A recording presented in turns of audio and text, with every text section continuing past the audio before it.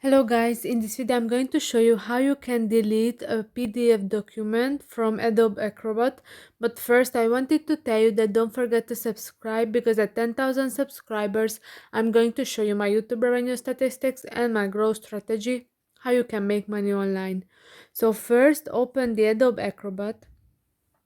After that, here you can see two PDF documents, and if I want to delete one of them, you have to click on the three dots near the document name and scroll down, and you can see the last option is delete. You have to click on that, and if you are sure that you want to delete the document, you have to tap on the delete and it's done. So this is for this video. I hope that it was helpful for you. If yes, please consider subscribing and see you in the next one. Bye bye.